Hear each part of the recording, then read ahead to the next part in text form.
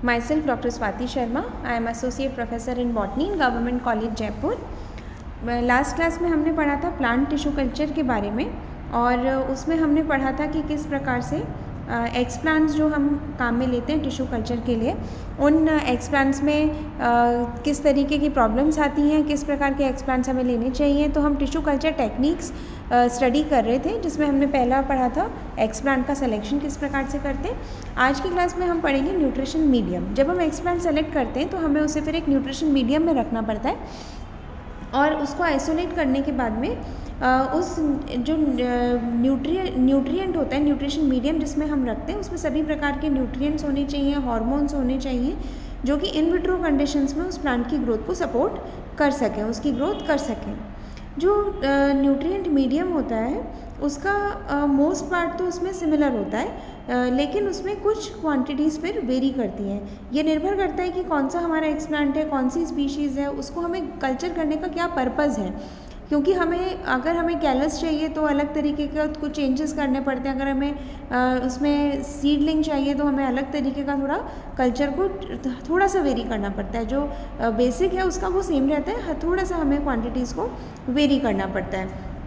जो हार्मोन्स हैं वो उनका टाइप और अमाउंट वेरी करता है। इसके अलावा जो वेस्ट प्रोडक्ट्स सेल मेटाबॉलिज्म में प्रोड्यूस होते हैं, उस अकॉर्डिंगली ये अमाउंट में हम कल्चर में जो मीडियम होता है उसमें हम हार्मोन्स का अमाउंट थोड़ा सा वेरी करता है। तो ये हमें टाइम टू टाइम इसको रीप्लेनिश भी करना पड़ता है। मीडियम हम चेंज भी करते हैं, ताकि वो जब कंप्लीट न्यूट्रिएंट्स उसके एग्जॉस्ट हो जाते हैं तो हम उसके मीडियम को चेंज भी कर देते हैं।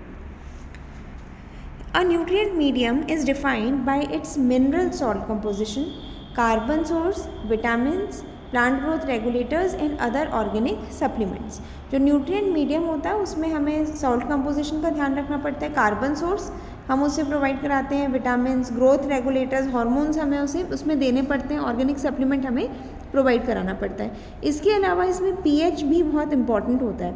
जो पीएच होता है वो इस पर उसका किस प्रकार का वो कल्चर डेवलप होगा, उसको पीएच जो है वो डिसाइड करता है, इम्पॉर्टेंट एस्पेक्ट होता है। पीएच जनरली हम 5 to 6 पीएच जो इसका होता है वो ऑप्टिमम पीएच इसमें जो रखते हैं, और उसके अलावा ये जो पीएच की जो रेंज है ये निर्भर करता है कि किस तरीके का हमें कल्चर प्राप्त होगा। मिनरल सॉल्ट्स अलग अलग तरीके के हैं जो कि हम इसमें काम में लेते हैं। Ammonium nitrate, potassium nitrate, calcium chloride, magnesium sulphide, potassium hypophosphate, और iron, sodium, ethylene, diamine tetra acetate, boric acid, manganese sulphate, zinc sulphate, potassium iodide, sodium molybdate, cupric sulphate, cobaltous sulphide. तो अलग अलग मिनरल सॉल्ट्स हैं जो कि हम उसमें add करने होते हैं, क्योंकि मिनरल रिक्वायरमेंट जो प्लांट की होती है वो सॉइल से नहीं, वो उस कल्चर मीडियम से कंप्लीट होती है। मिनरल सॉल्ट कंपोजिशन के आधार पर दो प्रकार के एलिमेंट्स होते हैं, macro elements and micro elements. जिनका ज़्यादा कंसनट्रेशन चाहिए होता है वो मैक्रो एलिमेंट्स, और जिनका कंसनट्रेशन कम रिक्वायर्ड होता है वो माइक्रो एलिमेंट्स कहलाते हैं। इम्पॉर्टेंट मैक्रो एलिमेंट्स जो हैं वो हैं nitrogen, potassium, phosphate, calcium, sulphur, magnesium, chloride, ये मैक्रो एलिमेंट्स हैं। और जो माइक्रो एलिमेंट्स हैं iron, manganese, boron, copper, zinc, iodine, molybdenum, cobalt, ये माइक्रो एलिमेंट्स कहलाते हैं। इनका ऑप्टिमम कंसंट्रेशन होगा तो ग्रोथ रेट मैक्सिमम होगी। ग्रोथ किस पर निर्भर करती है?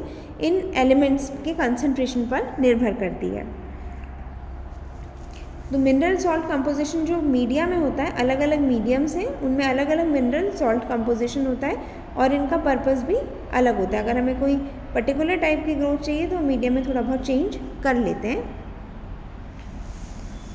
मिनरल सॉल्ट्स जो हम काम में लेते हैं कल्चर मीडियम में, उन न्यूट्रिएंट्स का कुछ फंक्शंस होते हैं प्लांट ग्रोथ के लिए। जैसे कि नाइट्रोजन है, इसका मेन फंक्शन है, it is component of protein का कंपोनेंट है, न्यूक्लिक एसिड का और कुछ कोएंजाइम्स का भी कंपोनेंट होता है ये।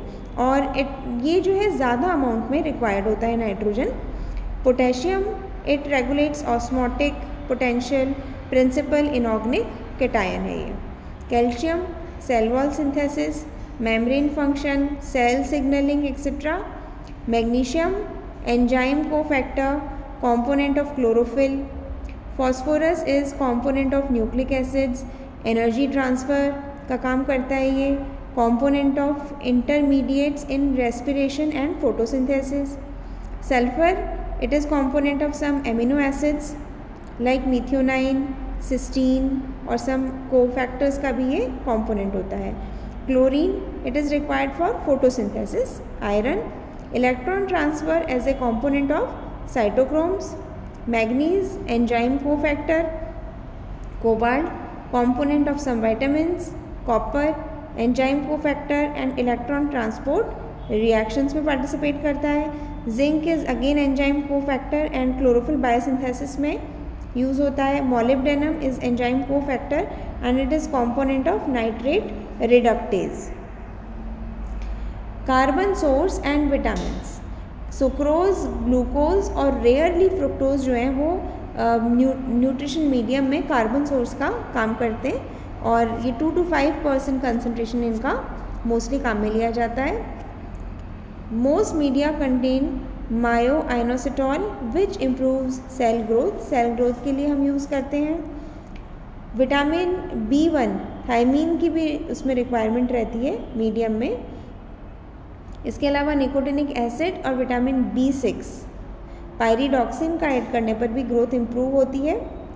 कुछ जो मीडिया हैं वो उनमें रहता है pantothenic acid, biotin, folic acid, P amino benzoic acid, Colin chloride, riboflavin and ascorbic acid.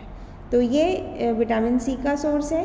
तो इस तरह से कार्बन सोर्स और विटामिन सोर्स की भी रिक्वायरमेंट मीडिया में रहती है.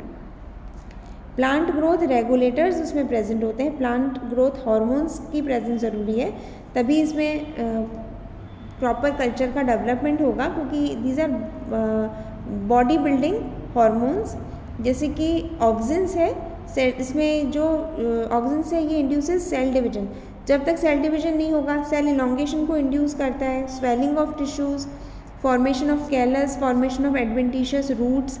तो ऑक्सिन के बिना उसमें सेल डिवीजन, सेल इलोंगेशन नहीं होगा. कैलस फॉर्मेशन चाहिए तो हमें कितना कंसंट्रेशन लेना है ऑक्सिन का. एडवेंटिशियस रूट्स का डेवलपमेंट करना है तो कितना कंसंट्रेशन होना चाहिए. तो ये सब चीज़ें जो हैं वो ऑक्सिन्स जो है वो डिसाइड करता है. तो auxin is very important growth hormone. It inhibits adventitious and axillary shoot formation को भी ये स्टॉप कर देता है. 2,4-D, Na, Ia, IBA आदि ऑक्सिन्स उसमें यूज़ होते हैं. Cytokinins it is for shoot induction and cell division. BAP, kinetin, zeatin ये सब साइटोकाइनेंस होते हैं जो हमें ऐड करने होते हैं कल्चर मीडियम में. Gibberellins it is for plant regeneration and elongation of internodes. For example GA3. Abscisic acid it is induction for embryogenesis. ABA these are some growth regulators जो कि कल्चर मीडिया के लिए बहुत important है, उसमें present होते हैं. ये जो प्लांट ग्रोथ रेगुलेटर्स जो कि प्लांट टिश्यू कल्चर में यूज़ होते हैं, इनका कंसंट्रेशन वैसे बहुत कम यूज़ होता है, लेकिन ये रिक्वायर्ड होते हैं. ये सारे auxin, cytokinins, gibberellins, abscisic acid इनकी रिक्वायरमेंट कल्चर मीडिया में है. उसमें ग्रोथ रेगुलेटर्स को ऐड किए बिना ग्रोथ प्लांट की नहीं हो पाएगी. इसके अलावा है organic supplements. Nitrogen in the form of amino acids हम उसमें ऐड करते हैं, जैसे ग्लूटेमाइन, एस्पेरेजीन एंड न्यूक्लियोटाइड जैसे एडिनिन. इस फॉर्म में हम नाइट्रोजन को ऐड करते हैं. Organic acids TCA cycle acids हैं, citrate, malate, succinate, fumarate, pyruvate, ये कल्चर मीडिया में प्रेजेंट होते हैं. कॉम्प्लेक्स सब्सटेंसेस जैसे कि yeast extract, malt extract, coconut milk, protein hydrolysate ये ऐड किए जाते हैं. इसके अलावा एक्टिवेटेड चारकोल यूज़ होता है, जैसे कि हमने पिछले लेक्चर में पढ़ा था कि जिसमें फिनोलिक कंपाउंड्स होते हैं वो उसमें फिर कल्चर करने में हमें प्रॉब्लम आती है. कुछ टॉक्सिक पिगमेंट्स डेवलप हो जाते हैं, उसका कलर चेंज हो जाता है और वो प्रॉपर डेवलपमेंट नहीं हो पाता. तो उस प्रॉब्लम को सॉल्व करने के लिए एक्टिवेटेड चारकोल ऐड किया जाता है. इसके अलावा phenols, PVP, citric acid, ascorbic acid, thiourea और L-सिस्टीन भी उसमें काम में लेते हैं. इस लेक्चर में हम यही कल्चर मीडिया तक के यही पढ़ेंगे और अगले लेक्चर में हम आगे का टिश्यू कल्चर का टॉपिक कंटिन्यू करेंगे। Thank you.